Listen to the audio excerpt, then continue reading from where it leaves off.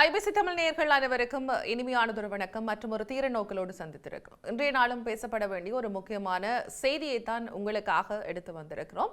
அந்த அடிப்படையில் மீண்டும் ஒரு அழிவிற்கான ஒரு அபாயகரமான ஒரு வானிலை ஒன்று நிலவப் போவதாக மக்களுக்கு விசேடமான ஒரு எச்சரிக்கை ஒன்று விடுக்கப்பட்டிருக்கு. அதுவும் வடமாகாணத்தை பொறுத்தவரையில் யாழ்ப்பாணம் உள்ளிட்டிருக்கக்கூடிய ஏராளமான பகுதிகளுக்கு வெள்ள அபாயம் ஒன்று விடுக்கப்பட்டிருக்கிறது.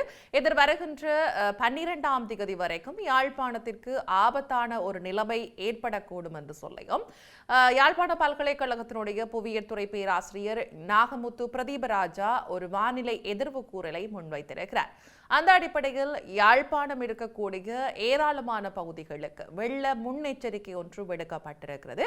நேற்றைய நாளும் இந்த நீர்ப்பாசன திணைக்களம் வெளியிட்டிருக்கக்கூடிய ஒரு அறிவிப்பில் இந்த செய்தியை மக்களுக்காக வெளியிடப்பட்டிருக்கின்றது. அந்த அடிப்படையில் அம்பாறையாக இருக்கலாம், மட்டக்களப்பு, அதே போல பொலன்னறுவை, அனுராதபுரம், திருகோணமலை, வவுனியா மற்றும் யாழ்ப்பாண மாவட்டங்களில் ஆறுகளை அண்மித்திருக்கக்கூடிய பகுதிகளில் வெள்ள அபாயம் குறித்தும் அறிவிக்கப்பட்டிருக்கிறது. கடந்த காலங்களில் இலங்கையை புரட்டி போட்டிருக்கக்கூடிய இந்த டித்வா சூறாவளிக்கு பின்னர் இப்ப இருக்கக்கூடிய காலநிலை பற்றி மக்கள் தெளிவாக இருக்க வேண்டும் என்று சொல்லியும் முன்கூட்டியே ஒரு அறிவிப்பொன்றை வெளியிடப்பட்டிருக்கிறது.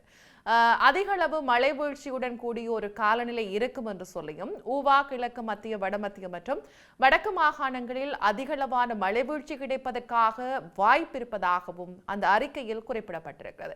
இந்த அறிவித்தலின் காரணமாகத்தான் இப்ப ஏற்கனவே முன்கூட்டியே சிவப்பு எச்சரிக்கைகள் விடுக்கப்பட்டிருக்கிறது. மத்திய மலைநாடுகளினுடைய சில பிரதேசங்களுக்கு மண்சரிவு அபாய எச்சரிக்கைகளும் இப்ப குறிப்பிட்ட ஒரு சில நாட்களாக தொடர்ச்சியாக விடுக்கப்பட்டு கொண்டிருக்கிறது. அந்த அடிப்படையில் தாழ்நிலங்களில் வசிக்கக்கூடிய மக்கள் தங்களுக்கு தேவையான முன்னெச்சரிக்கை நடவடிக்கைகளை தாங்களே முன்னின்று செயற்பட்டு அவதானத்துடன் இருக்க வேண்டும் என்று சொல்லியும் எச்சரிக்கை ஒன்று விடுக்கப்பட்டிருக்கிறது. அப்படியாக இந்த அனர்த்த நிலைமை ஏதும் ஏற்படுமாக இருந்தால் அவசர துரித தொலைபேசி இலக்கமும் அறியப்படுத்தப்பட்டிருக்கிறது. 117 என்று சொல்லப்படுகின்ற அந்த துரித தொலைபேசி இலக்கத்திற்கு அறியப்படுத்துமாறும் கோரப்பட்டிருக்கின்றது.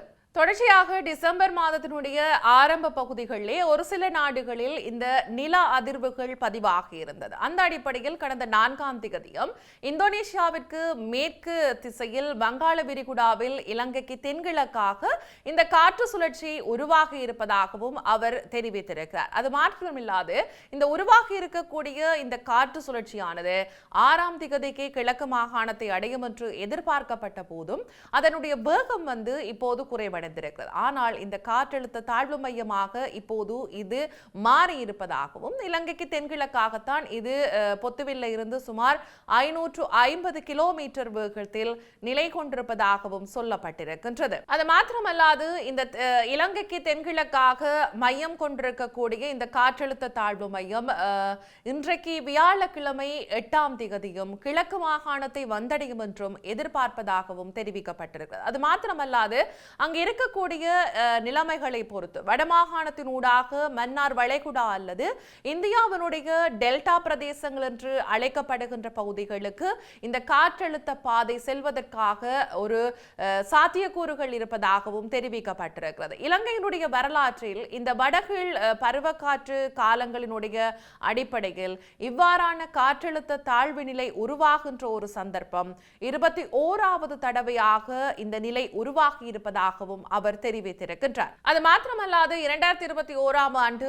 இவ்வாறானது ஒரு நிலைமை ஒன்று இந்த வங்காள விரிகுடாவில் ஏற்பட்டிருக்கின்ற நேரத்தில் இந்த இலங்கையை பாதிப்புக்கு உட்படுத்தாமல் இந்தியாவினுடைய தென்கிழக்கு மாகாணங்களை அதிகம் பாதித்திருப்பதாகவும் அவர் சுட்டிக்காட்டியிருக்கிறார். ஆனால் என்னதான் இருந்தாலும் இப்ப வரக்கூடிய இந்த காலநிலையை எதிர்கொள்வதற்காக மக்கள் ஆயத்தமாக இருக்க வேண்டும் என்றும் அவர் சொல்லியிருக்கிறார். அது மாத்திரமல்லாது இந்த காற்றழுத்த தாழ்வு மையத்தை பொறுத்தவரையில் 1906 மற்றும் 1908ஆம் ஆண்டுகளில் உருவாகி இருக்கக்கூடிய ஒரு பாதையை ஒத்ததாகத்தான் இது அமையும் என்றும் அவர் மேற்கண்டவாறு ஏராளமான விடயங்களை சொல்லியிருக்கிறார்.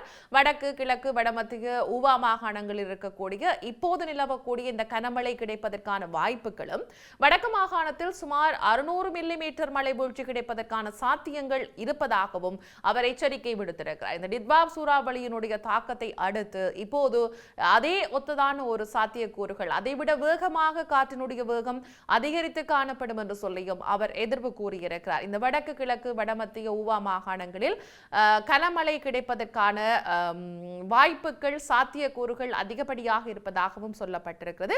அது மாத்திரமல்லாது இந்த நிலைமையில் வீசக்கூடிய இந்த காற்றினுடைய வேகமானது உள்நில பகுதிகளில் இருந்து 40 தொடக்கம் 45 கிலோமீட்டர் வேகத்திலும், இந்த கரையோர பகுதிகளில் மணிக்கு 60 கிலோமீட்டர் வரையும் காற்று பலமாக வீசும் என்று எதிர்பார்க்கப்படுவதாகவும் சொல்லப்பட்டிருக்கிறது. இந்த காற்றழுத்த தாழ்வு மையத்தினுடைய பாதை வடக்கு மாகாணம் ஊடாகத்தான் அமைய பெற்றிருப்பதால் வடக்கினுடைய கரையோர பகுதிகளில் வெள்ள நீர் புகுவதற்கான எதிர்வு கூறல் விடப்பட்டிருப்பதையும் நாங்கள் காணக்கூடியதாக இருக்கின்றது. அது மாத்திரமல்லாது இந்த பலமான காற்று வீசுகின்ற நேரத்தில் கடலுக்கு தொழில்களுக்காக செல்லக்கூடியவர்கள் எதிர்வருகின்ற 9ஆம் திகதிக்கு பின்னர் இந்த மீன்பிடி நடவடிக்கைகளுக்கு செல்வதை தவிர்ப்பது நல்லது என்று சொல்லியும் எதிர்வு கூறப்பட்டிருக்கின்றது. இப்படியாக இப்ப இருக்கக்கூடிய இந்த காலநிலையை மக்கள் கருத்தில் கொண்டு அதற்கு முன்கூட்டியே சில எதிர்வு கூறலை கவனத்தில் எடுத்துக்கொண்டு அதற்கான முன்னாயத்த வேலைப்பாடுகள், இந்த காலநிலையினுடைய எதிர்வு கூறல்களை கவனத்தில் கொண்டு மக்கள் எச்சரிக்கையாக இருக்கும்படியும் வேண்டப்படுகின்றார்கள்.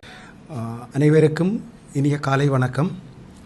கடந்த 4ஆம் திகதி இந்தோனேசியாவிற்கு மேற்காக வங்காள விரிகுடாவில் இலங்கைக்கு தென்கிழக்காக உருவாகிய காற்று சுழற்சி கடந்த 4ஆம் திகதியிலிருந்து 6ஆம் தேதி வரையான நேற்று காலை வரையான காலப்பகுதிகளில் ஒரு காற்று சுழற்சியாக காணப்பட்டு அதன் பின்னர் ஒரு காற்றழுத்த தாழ்வு நிலையாக மாற்றம் பெற்று தற்பொழுது நன்கு அமைந்த ஒரு காற்றழுத்த தாழ்வு நிலையாக இலங்கைக்கு தென்கிழக்காக, குறிப்பாக பொத்துவிலிருந்து 580 கிலோமீட்டர் தொலைவில் அதனுடைய மையம் தற்பொழுது காணப்படுகின்றது.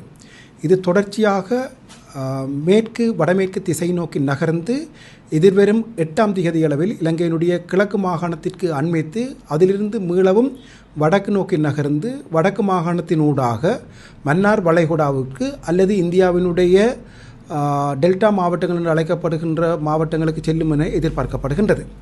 இலங்கையை பொறுத்தவரையும் இலங்கையினுடைய வரலாற்றில் பொதுவாகவே வடகிழ் பருவக்காற்று காலத்தில் இத்தகைய தாளமுக்க நிகழ்வுகள் உருவாவது வளமையானதாக இருந்தாலும் கூட 1870ஆம் ஆண்டிற்கு பின்னர் ஒரு ஜனவரி மாதத்தில் இது போன்ற நிகழ்வு வருவது இது இலங்கைக்கு அல்லது வங்காள விரிகுடாவை பொறுத்தவரையும் 21வது சந்தர்ப்பமாக காணப்படுகின்றது. கடைசியாக 2021ஆம் ஆண்டு இது போன்ற ஒரு நிகழ்வு வங்காள விரிகுடாவில் தோற்றம் பெற்றாலும் கூட அது இலங்கைக்கு எந்த விதமான பாதிப்பினையும் ஏற்படுத்தாமல் இந்தியாவினுடைய தமிழ்நாட்டின், குறிப்பாக தென் தமிழ்நாட்டிற்கு பாதிப்பை ஏற்படுத்தி இருந்தது.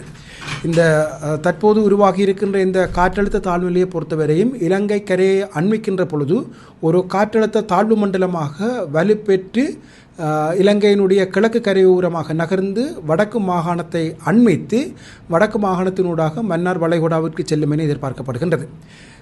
இந்த தாளமுக்கத்தினுடைய நகர்வு பாதையை பொறுத்தவரையில் 1906ஆம் ஆண்டிலும் 1908ஆம் ஆண்டிலும் நிகழ்ந்த அதே மாதிரியான ஒரு காற்றழுத்த தாழ்வு நிலையும் அதே போன்றது ஒரு பாதையினையும் இது கொண்டிருக்கின்றது. மீண்டும் மற்றொரு தீர நோக்கலோடு சந்திக்கலாம். நன்றி.